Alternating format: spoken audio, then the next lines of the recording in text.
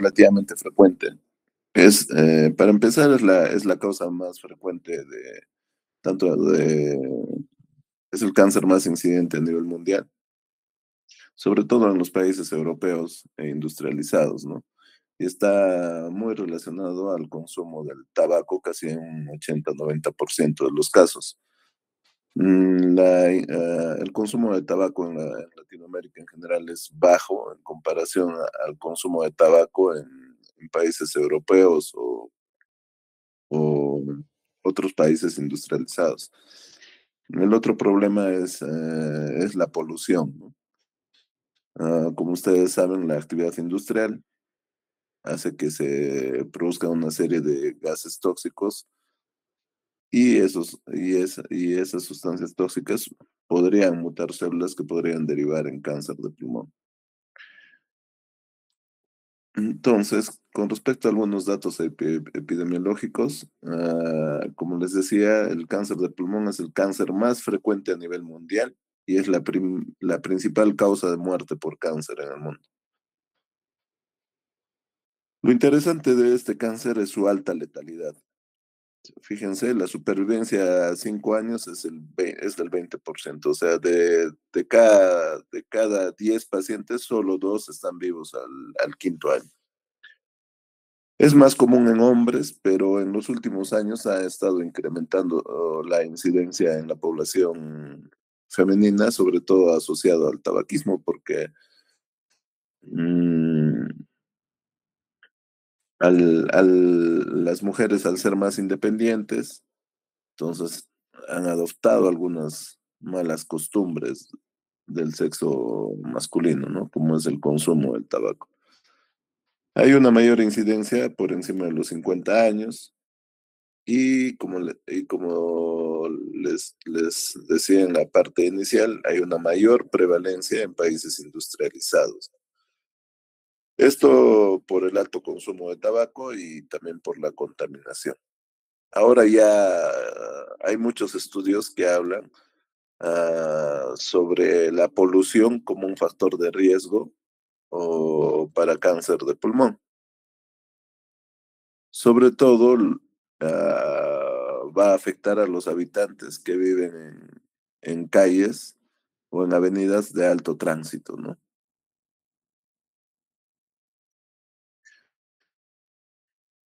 Para ver algunos datos epidemiológicos, esta es la incidencia de ambos sexos del año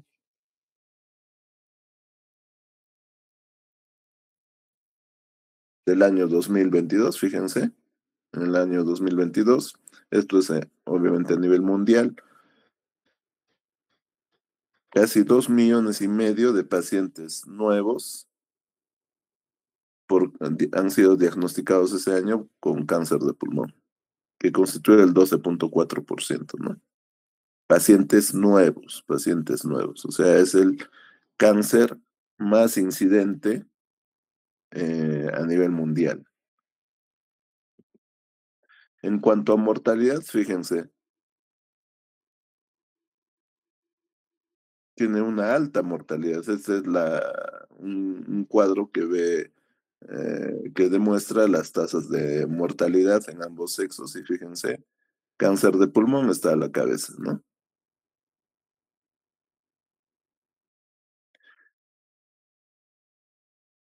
Casi 1,750,000, 800,000 muertes, ¿no?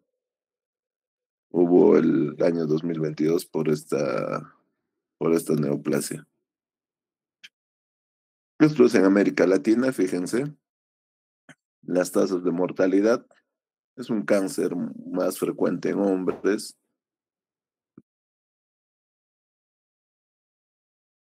creciente en la población femenina, ¿no? En Latinoamérica es la segunda causa de muerte, mientras que en las mujeres también es la segunda causa de muerte, ¿no?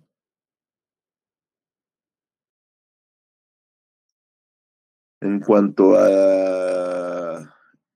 Este es un gráfico que demuestra los nuevos casos diagnosticados de cáncer en el año 2022 y fíjense, Cáncer de pulmón es el quinto cáncer más diagnosticado o que se ha diagnosticado en ese año.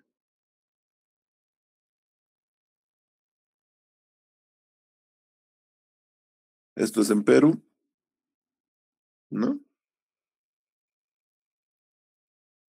La incidencia de cáncer de pulmón es baja en comparación a otras latitudes, ¿no?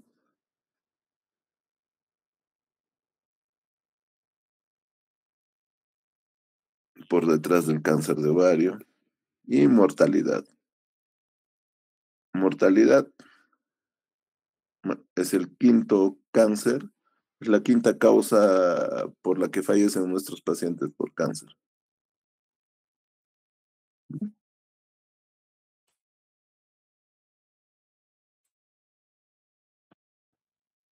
Entonces, son datos de incidencia en Perú, ¿no? Fíjense, cáncer de pulmón,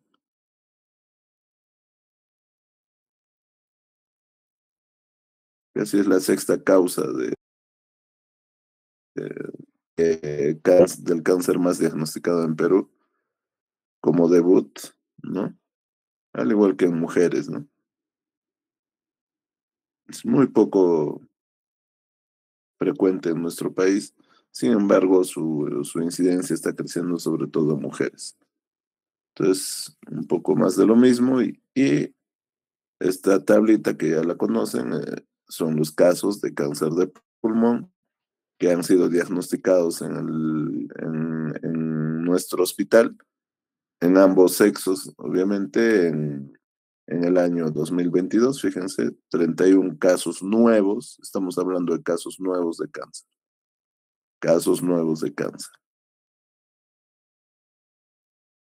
¿no? Pulmón, ¿no? 31 casos nuevos el 2022. Y fíjense esta tabla que es bastante interesante.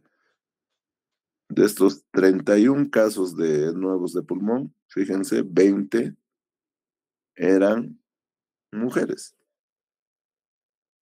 lo cual va con los datos epidemiológicos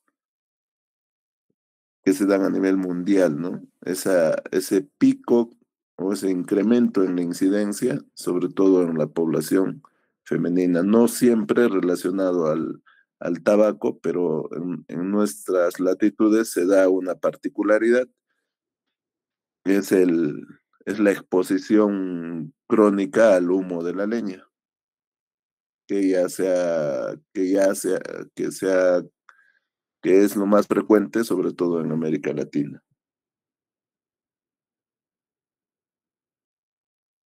¿no? O sea, de los 31 casos que hemos tenido el 2022, fíjense, más del casi el 60% han sido mujeres. Entonces, ¿cuáles son los principales factores de riesgo para cáncer de pulmón? De lejos, el tabaquismo es el principal factor de riesgo, chicos. Es el principal factor de riesgo. Fíjense, el 85 a 90% de los casos diagnosticados a nivel mundial está en relación al consumo de tabaco. Entonces, si alguno de ustedes tiene ese mal hábito, yo pienso que después de esta sesión va a pensarlo dos veces antes de consumir un cigarrillo, ¿no?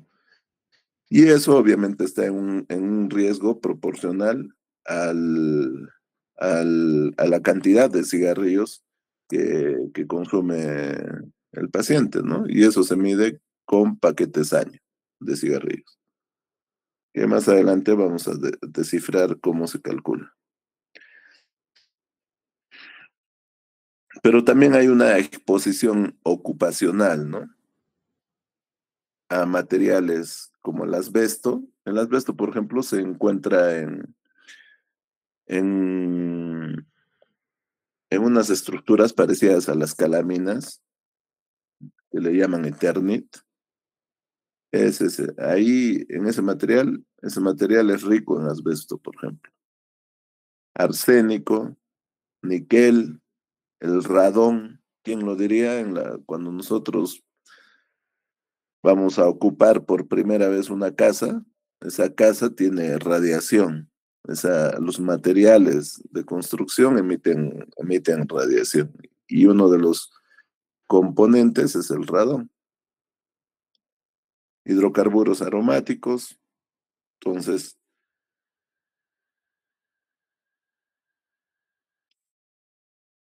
van a predisponer a que el paciente tenga cáncer de pulmón. Si obviamente tengo una ocupación que me va a mantener en contacto con estos agentes químicos. La contaminación ambiental, como ya les decía, el humo de la leña, que eso es una característica sobre todo en América Latina, en África, y la polución urbana, que ya es considerada un factor de riesgo. Antes este factor de riesgo todavía estaba en estudio, pero ya se ha demostrado, como les dije, que en habitantes que se encuentran en avenidas de alto tránsito, ese tipo de personas tienen mucho mayor riesgo de padecer cáncer de pulmón que una persona que no está en una calle de alto tránsito.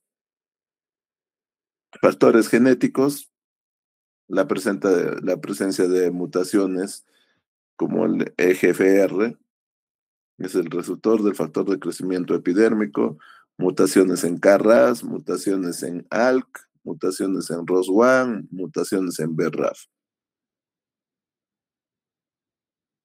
Pacientes con enfermedades pulmonares previas, ¿no? Pacientes con EPOG, pacientes con fibrosis pulmonar, son pacientes que potencialmente tienen mayor riesgo de padecer de cáncer de pulmón. Obviamente, antecedentes familiares, ¿no? Si tengo una línea generacional con cáncer de pulmón, probablemente yo tenga mayor riesgo de padecer cáncer de pulmón, ¿no? O pacientes que han sido expuestos a radioterapias por otras neoplasias, por ejemplo, en los pacientes con linfoma de Hodgkin, que sobre todo hacen compromiso mediastinal y han recibido radioterapia, esos pacientes años más tarde pueden presentar cáncer de pulmón. Entonces, ¿cuál es la relación entre el tabaco y el cáncer de pulmón? Es responsable del 80-90% de los casos de cáncer de pulmón, chicos. 80-90% es alto. O sea, de cada 10 pacientes con cáncer, 9, 8 o 9 de esos pacientes son fumadores. Obviamente, el humo del tabaco tiene carcinógenos, ¿no? Como el benceno, el arsénico, el alquitrán y las nitrosaminas, que van a incidir sobre el ADN de las células pulmonares y las van a dañar, ¿no? Y eso va a derivar en la formación de mutaciones, ¿no? Y finalmente, esas células alteradas, mutadas, evaden el sistema inmunológico y adquieren inmortalidad. Se inhibe la apoptosis y empiezan a proliferar.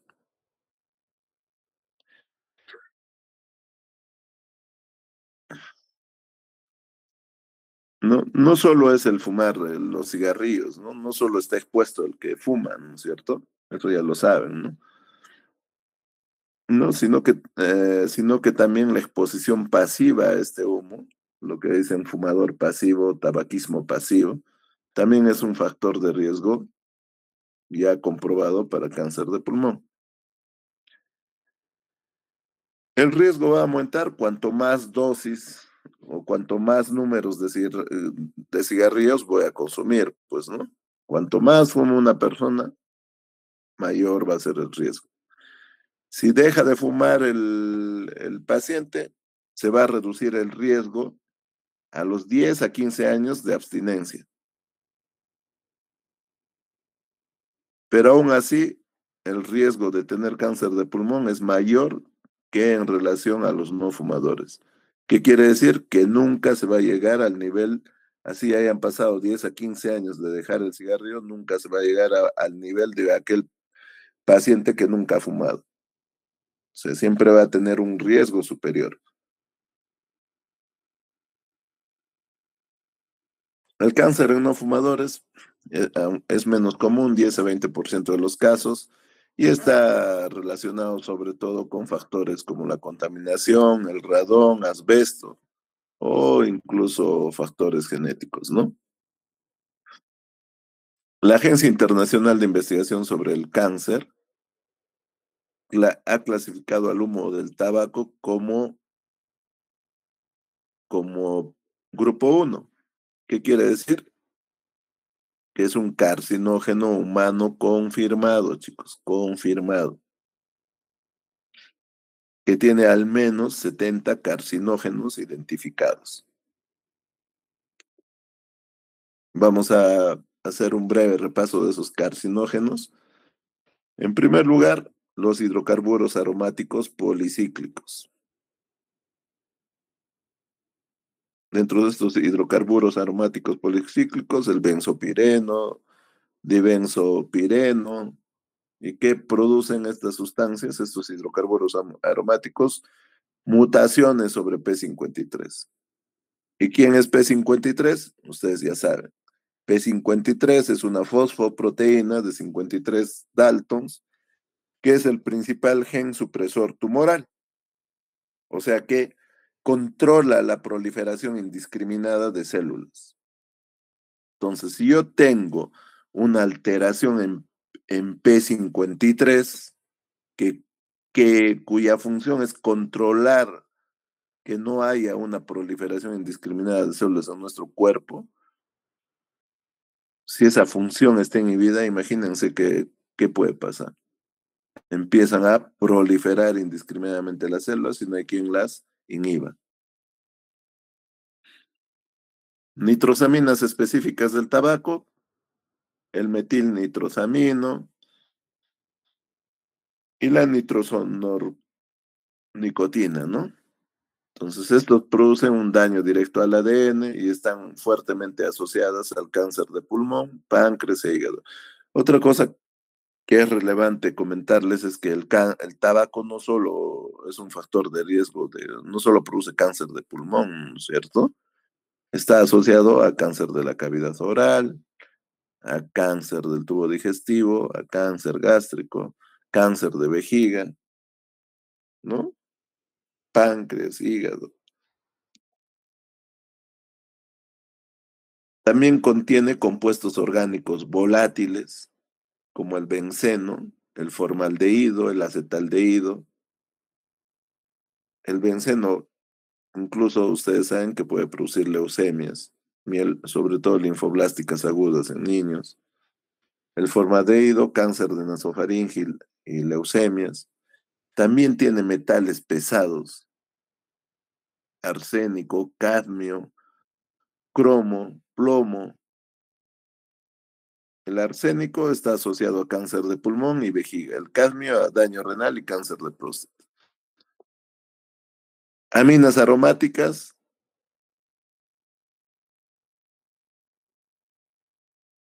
como el aminobifenilo y la naftilamina, que pueden derivar en cáncer de vejiga, ¿no? A los fumadores. Radionúclidos como el polonio 210, que es una sustancia radiactiva, emite radiación alfa que daña el tejido pulmonar. Entonces, todos esos carcinógenos, chicos, son derivados del humo del tabaco. Entonces, antes de fumar un cigarrillo, piensen en todas las sustancias químicas que están haciendo que se produzca una inflamación crónica a nivel de todo vuestro tracto respiratorio, ¿no? Y esa inflamación crónica con el tiempo deriva en alteraciones en el ADN, en mutaciones en el ADN. ¿Qué tipo de mutaciones? Chicos, ¿qué tipo de mutaciones? Eso hemos visto al inicio del curso. Germinales, somáticas.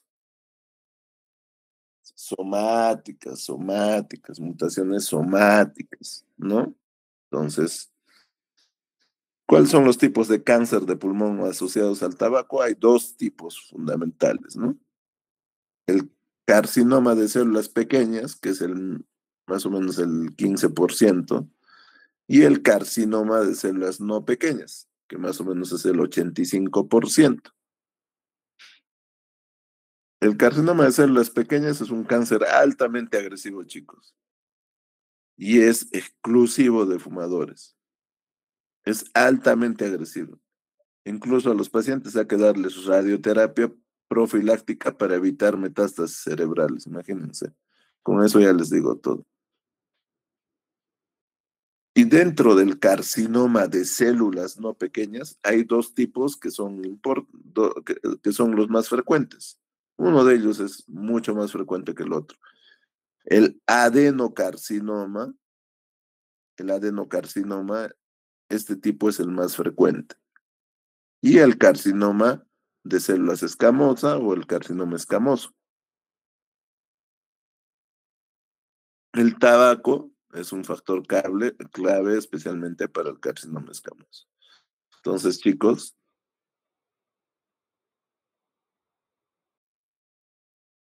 no es saludable fumar.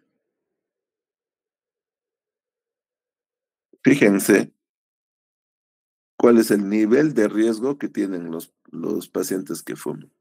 15 a 30 veces más riesgo de desarrollar cáncer de pulmón que los no fumadores. 15 a 30 veces, queridos estudiantes.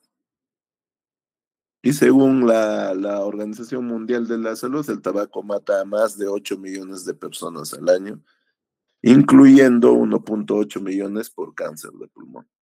Es por eso que ha habido una campaña agresiva a nivel mundial y ha sido declarado un problema de salud pública, pues, ¿no? Por eso es que yo todavía, ah, cuando alguna vez miraba televisión, las propagandas del alcohol y el tabaco era lo primero, pues, que salían en las campañas publicitarias.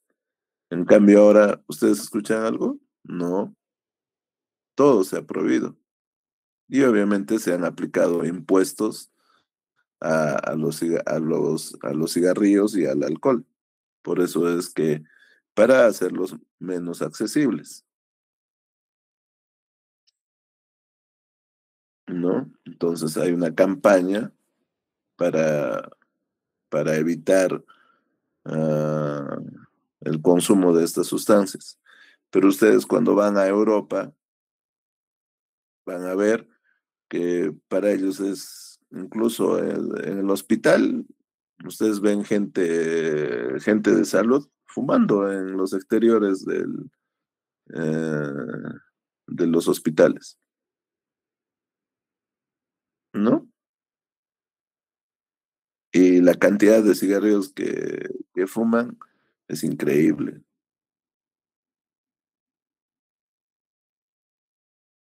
¿Y cómo podemos prevenir? Fácil, ¿no? En cuanto a prevención primaria, evitar la exposición pues a estos carcinógenos. ¿Y cómo va a evitar la exposición a los carcinógenos? Eliminando pues sobre todo el principal factor de riesgo que es el tabaquismo, ¿no? Que como ya lo hemos repetido, es responsable del 80-90% de los casos. Entonces, hay otras terapias de reemplazo de la nicotina como parches, chicles, incluso el uso de fármacos como la vareniciclina y el bupropión, o una intervención conductual, ¿no? Programas de cesación tabáquica con apoyo psicológico, etcétera. ¿Cuál es el impacto de esta prevención primaria? Que a los 10 a 15 años sin fumar, el riesgo disminuye un 50 a 75%. Entonces, ¿vale la pena? Sí, vale la pena, ¿no? Pero aún así, como les digo, el riesgo nunca va a llegar a compararse con un paciente no fumador. Otra medida de prevención primaria es evitar pues la exposición a otros carcinógenos como el radón. El radón es la segunda causa de cáncer de pulmón en no fumadores. Y para esto hay que tener las viviendas, si son viviendas de reciente construcción, bien ventiladas, ¿no? E incluso en Europa hacen una medición del aire y debes, y niveles mayores a 4 picocuries por litro requieren medidas, ¿no? Ya sea ventilación, etcétera. La contaminación atmosférica, ¿no? La polución, se debería hacer uso de mascarillas en áreas con alta polución, ¿no? 2.5 micras, se ha visto que, que, que, que a partir de ese tamaño puede incidir en el cáncer de pulmón. Asbesto y sílice, obviamente, protección laboral, ¿no? A tener los equipos adecuados. Si tengo trabajadores que están expuestos a estos químicos, ¿no? Sobre todo el asbesto es una sustancia muy al que están expuestos sobre todo los trabajadores de construcción civil. Hay en muchas sustancias hay asbesto. Como les digo, incluso los que tienen casas con ese material parecido que es, que es parecido a la calamina, pero es Eternit, ese material tiene asbesto. Y hay algunos estudios que revelan que cuando estamos, el asbesto incluso se puede liberar con el sol y eso puede producir, esa exposición crónica podría mutar las células con el tiempo, ¿no? Entonces, por eso el asbesto ya es bastante estudiado como un factor de riesgo de cáncer de pulmón. En cuanto a la prevención secundaria, o sea, si yo ya tengo a un paciente que tiene determinados factores de alto riesgo, ¿cómo hago para detectar tempranamente su enfermedad, cáncer de pulmón? Entonces, no puedo hacerle a todos pues un tamizaje. Imagínense, sería muy caro para los sistemas de salud. Entonces, pero sí puedo hacer un tamizaje a esas poblaciones de alto riesgo, ¿no? Y estas son recomendaciones oficiales por la Asociación Americana de Oncología. Fíjense, pacientes por encima de los 50 años para empezar, con un historial de tabaquismo. ¿Y cuál es el historial de tabaquismo? Mayor o igual a 20 paquetes al año. Mayor o igual a 20 paquetes al año. Que sean fumadores activos o que dejaron de fumar en los últimos 15 años. Entonces, ¿qué tipo de exámenes le voy a hacer a estos pacientes adultos, casi adultos mayores de 50 años, con un historial de tabaquismo marcado, mayor de 20 paquetes al año, y que son fumadores activos o que han dejado de fumar en los últimos 15 años? Le voy a hacer una tomografía computadorizada de baja dosis, así se llama. ¿Con qué frecuencia? Anualmente. ¿Y, cuál es el impacto de hacer esta tomografía? Reduce la mortalidad en un 20 a 25%. Entonces, todo aquello que reduce la mortalidad es buena como screening. Es por eso que la mamografía se utiliza como screening para cáncer de mama, porque también reduce la mortalidad por cáncer de mama. Y eso ha sido demostrado. Entonces, ¿cómo calculo el número de paquetes año? El número de cigarrillos por día por los años fumados. Esto entre 20. Entonces, si alguien fuma, calcule esto. O si alguien tiene su familiar, calcule esto. Y si está próximo a 20 o por encima de 20, pienso que sería una buena medida tomarle una tomografía computarizada de baja dosis. Baja dosis significa baja dosis de radiación. A eso se refiere, chicos. Baja dosis de radiación. No es una tomografía con contraste, por si acaso. ¿Estamos claros?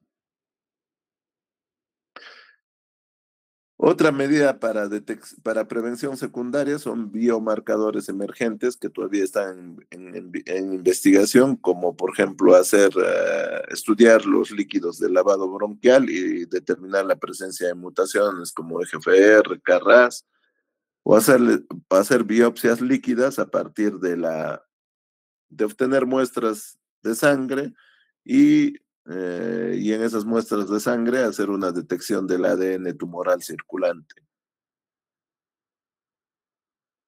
La inteligencia artificial que ha ingresado con mucha fuerza, y no, la inteligencia artificial, chicos, no es de ahora, pues es una tecnología de hace 80 años. Solo que ahora todos tenemos acceso a ella. ¿Y cómo incide la inteligencia artificial? En el análisis de imágenes radiológicas para detectar nódulos malignos tempranos. Yo voy a alimentar mi software con todos los nódulos que ya han sido verificados que han sido cáncer. Entonces, se crea una base de datos grande y eso a través de la IA se procesa y la IA te va a recomendar tener especial cuidado en ese en pacientes que tienen esas lesiones con determinadas características radiológicas. Entonces, hay mamógrafos ya con inteligencia artificial, resonadores con inteligencia artificial, que hace una prelectura incluso al radiólogo.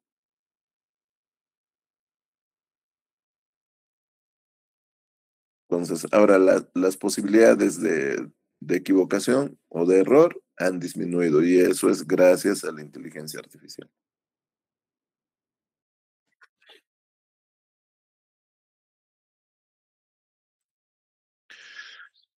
Para la prevención terciaria, ¿no? Los pacientes que ya han tenido cáncer, han sido operados y no queremos que vuelva la enfermedad, ¿no?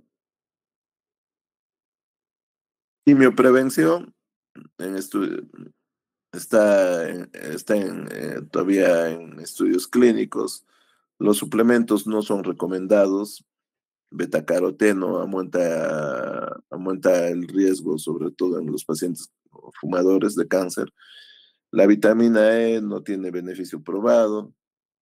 Hay otros compuestos en investigación, como se supone que hay una inflamación crónica, podría utilizar antiinflamatorios, ¿no? Como la aspirina, pero sus datos son contradictorios, o inhibidores de la COX-2, como el Celecoxib, que está en estudio. Esto es tan fácil y tan accesible a todos, pero es tan difícil de lograrlo porque los estilos de vida son, son tan particulares que a veces es difícil cambiarlo, porque es por algo, es estilo de vida.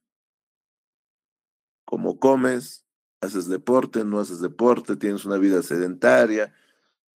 Entonces, cambiar esos estilos de vida, chicos, créanme que es lo más difícil en un paciente. Empezando por la dieta, ¿no? Hay alimentos con potencial anticancerígeno como las crucíferas, el brócoli, eso ya está estudiado, ya está demostrado. Los frutos rojos que tienen sustancias antioxidantes, el té verde que tiene polifenoles.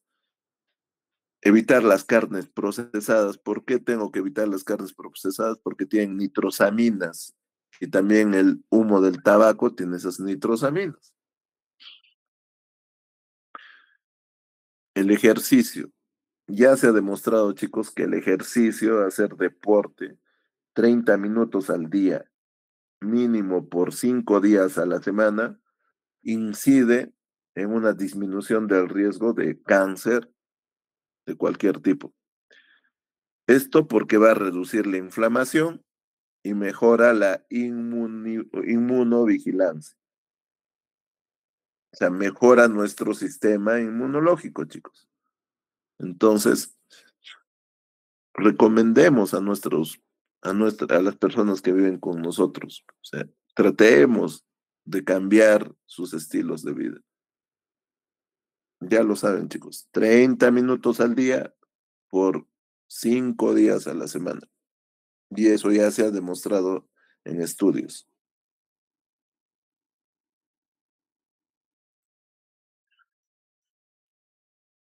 Tenemos que tener especial cuidado con ciertas poblaciones especiales, pacientes no fumadores, pero que tienen un riesgo genético, que son portadores de mutaciones de GFR o ALK. Entonces, en estos pacientes, obviamente tenemos que decirles que no fumen, pues, ¿no? O evitar la exposición al humo de leña, sobre todo es común en mujeres no fumadoras. Estas mutaciones son comunes en mujeres no fumadoras con adenocarcinoma, ¿no? Entonces, cuando una paciente del campo viene, le determinamos la presencia de esta mutación de GFR, la droga en el mundo, en el primer mundo que utilizarían en primera línea sería una pastilla que se llama osimertinib, pero lamentablemente nosotros no tenemos acceso a osimertinib, pero tenemos una droga de un inhibidor de tirosina quinasa de primera generación que es el erlotinib, que son pastillitas, imagínense, ya no recibe quimioterapia. Si la paciente es positiva para la mutación de ALK, usamos crizotinib, crizotinib,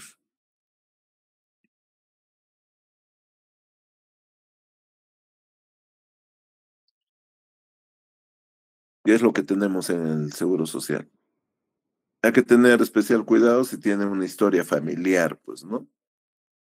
Si para ello deberíamos, si tiene una historia familiar con múltiples casos de familiares de primer grado, deberíamos hacerles un seguimiento con una tomografía computarizada con baja dosis, ¿no? Que eso es lo correcto en esas poblaciones especiales. Los pacientes con EPOC o fibrosis pulmonar, hemos visto que estas patologías me pueden predisponer a tener cáncer de pulmón. Entonces, en el segundo caso, en los pacientes con EPOC, vamos a hacer una vigilancia estricta porque su riesgo de estos pacientes es hasta 5 veces más que en relación a la población en general. Si tienen familiares que han estado expuestos por larga data al humo de la leña, una tomografía computarizada de baja dosis, chicos, puede ayudar a detectar un nódulo pequeño que potencialmente puede ser abordable quirúrgicamente y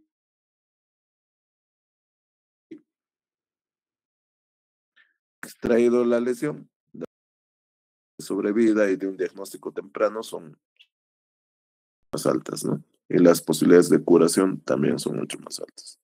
¿Cuál es el cuadro clínico de estos pacientes? Tenemos síntomas locales, ¿no? Al principio, imagínense un nódulo que mida un centímetro, no les va a dar ninguna molestia, pues, ¿no? No les va a producir grandes síntomas. El problema es cuando tengo un tumor de considerable tamaño que ya está afectando las pleuras o está cerca de alguna otra región anatómica y ya me está, y obviamente ya va a producir síntomas por el tamaño. Uno de los síntomas que más manifiestan los pacientes es una tos persistente, ¿no? Doctor, tengo unos accesos de tos que no paro de toser. Y al final ha empezado a salir una flema con sangre, doctor. Y esta cada vez aumenta la cantidad de sangre. o sea, la clásica hemoptisis, ¿no? Entonces, a medida que avanza la enfermedad, dificultad respiratoria, dolor en el pecho,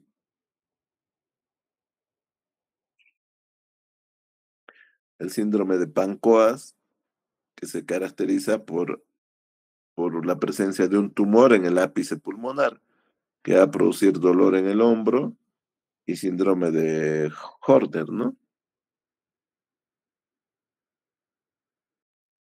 Y obviamente, si la enfermedad sigue su evolución natural, va a empezar a hacer metástasis, ya sea por vía linfática o por vía hematógena. Y puede migrar la lesión, obviamente, a otros órganos a distancia. Uno de los más afectados es el encéfalo, chicos. El cáncer que produce más metástasis a encéfalo es el cáncer de pulmón, chicos. Es el cáncer de pulmón. Y obviamente va a dar síntomas neurológicos, cefalea, convulsiones, déficit motor, de acuerdo de acuerdo a la localización de la metástasis, ¿no?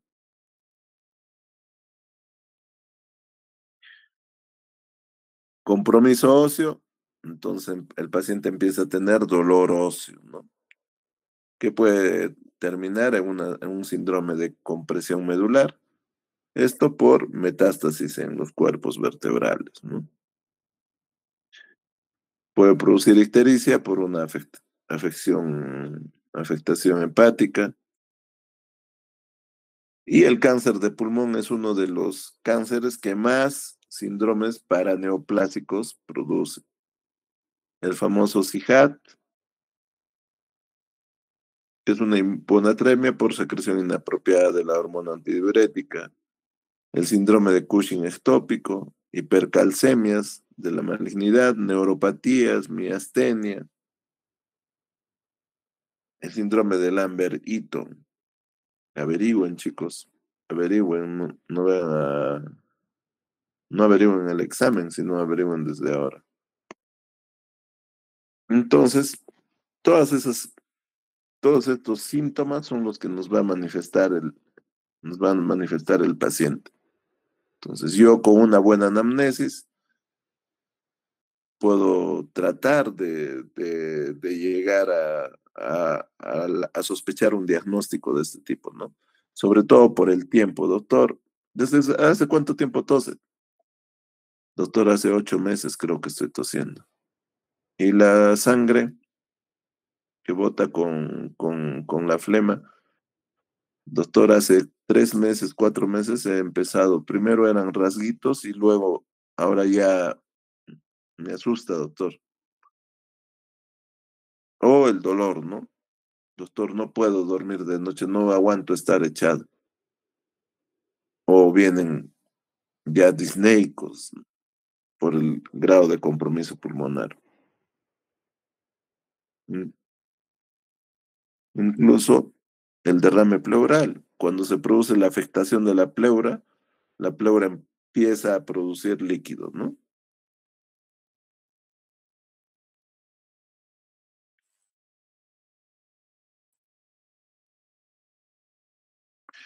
Entonces, el diagnóstico, síntomas sospechosos, ¿no? Tos persistente, hemoptisis, disnea, dolor torácico, pérdida de peso inexplicable, síndromes paraneoplásicos, etcétera. Todo lo que hemos revisado. Pero, obviamente, en una parte importante de la historia clínica, que son los antecedentes, yo puedo vislumbrar algunos factores de riesgo. Si es fumador, no es fumador, cuál es su actividad ocupacional, si- ¿me entienden? Entonces, antecedentes familiares, EPOC, fibrosis pulmonar, etcétera. Entonces, de acuerdo a este cuadro clínico y a estos factores de riesgo, haré mi examen físico, ¿no es cierto? En mi examen físico encontraré signos respiratorios y finalmente le pediré un examen auxiliar, ¿no? Porque el estetoscopio tampoco es que lo haga todo, ¿no? Dicho sea de paso, han salido unos estetoscopios que ya no me olvidé cómo se llaman, pero no, solo tienen la campana y obviamente son electrónicos y tienen IA. Y simplemente lo conectas a tu celular y en tu celular escuchas el sonido que le estás colocando al paciente. Ya no tiene cables, no tiene nada, no tiene auriculares, nada. Le pones y la escuchas y en tu celular escuchas el sonido. Y incluso si tú tienes alguna duda, lo puedes bajar y escuchas si ese sonido era realmente un crépito, era un subcrépito, etcétera. Y eso funciona para el corazón, para todo. Es increíble, chicos, es increíble cómo todo está avanzando a pasos agigantados.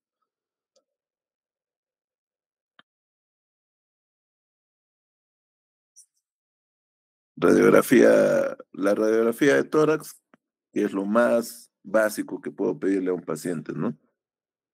Entonces, con una radiografía yo puedo demostrar la presencia de masas, nódulos, atelectasias, pero su sensibilidad es limitada, pues es limitada. Yo me tengo que mirar,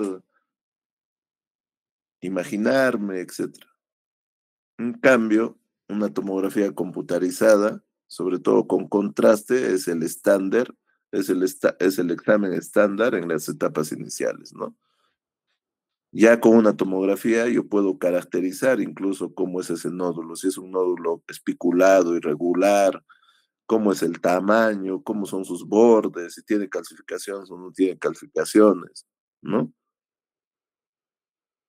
Si tiene, si tiene márgenes especulados, irregulares, y hay una evolución, hay un crecimiento en el tamaño, obviamente ese tipo de nódulos sugieren malignidad. Y lo último, que no es tan moderno tampoco, es el PET-CT, ¿no? El PET-CT que utiliza una sustancia radioactiva, que es la fluorodesoxiglucosa, llamada FDG por sus siglas, que es una glucosa radioactiva cuyo fundamento es que las zonas donde hay las lesiones, los nódulos, esos nódulos tienen un hipercatabolismo. Como son hipercatabólicas, tienen alta demanda de glucosa. Entonces, ¿qué es este FDG? Es una glucosa radiactiva, una glucosa marcada. Entonces, los nódulos van a captar ávidamente este FDG y el paciente es sometido a la máquina, al, a la parte del CT, ¿no?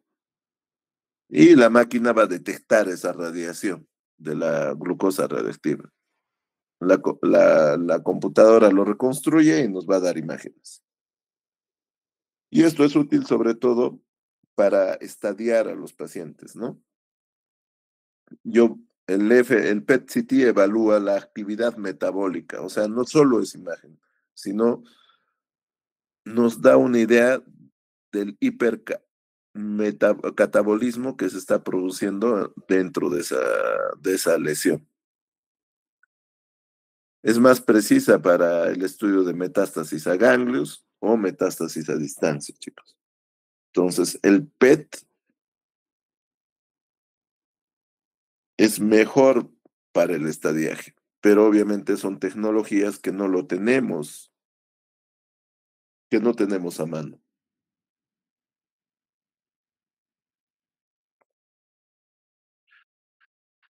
Entonces ya le hemos hecho la radiografía, entonces ya hemos determinado que la paciente tiene una lesión y mi siguiente paso es hacerle una biopsia.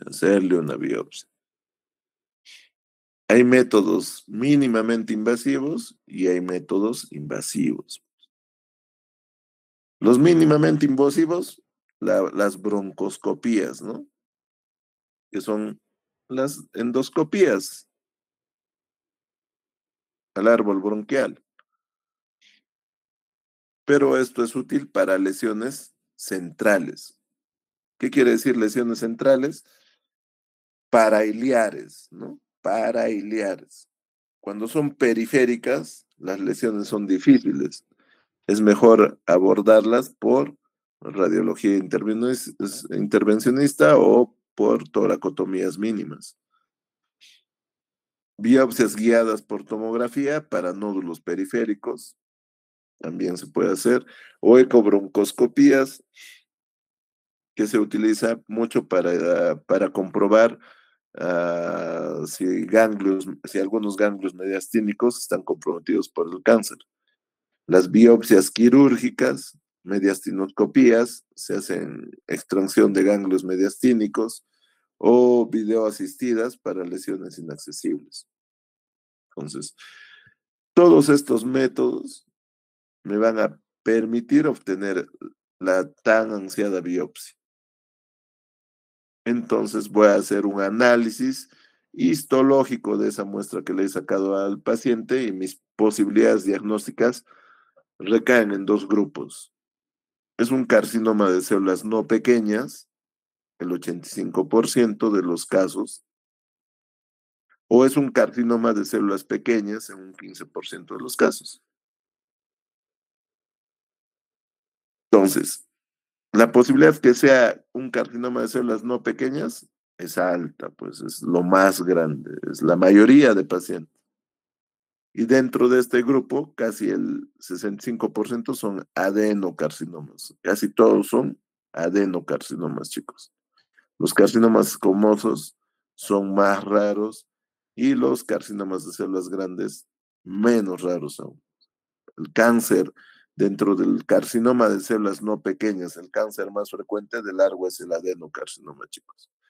Y por otro lado tenemos el carcinoma de células pequeñas o ATCEL, que es, que es sumamente agresivo y está 100% asociado a tabaquismo.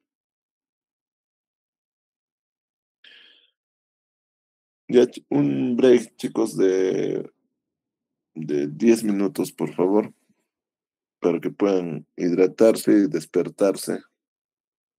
¿Están siguiéndome, chicos? ¿O ya se han dormido? Sí, doctor. ¿Me están entendiendo? Ya, volvemos 9:20. Yo lo estoy haciendo lo más ligero posible para no asustarlos, porque el cáncer es todo, es biología molecular y inmunología, chicos. Pero ya yo pienso que eso, cuando decidan optar por una especialidad como la nuestra, van a tener tiempo para revisarlo. Lo que me interesa de ustedes es que se lleven conceptos macro que les van a servir, no solo para, les aseguro que en cada examen que den les van a poner temas oncológicos, porque eso es lo que predomina ahora, es la principal causa de muerte en el mundo, el cáncer. Y obviamente a medida que mejoramos nuestra calidad de vida, la gente vive más y tiene más cáncer, pues, ¿no? Entonces, nos damos 10 minutos, chicos, por favor, tómense un café, no se duerman.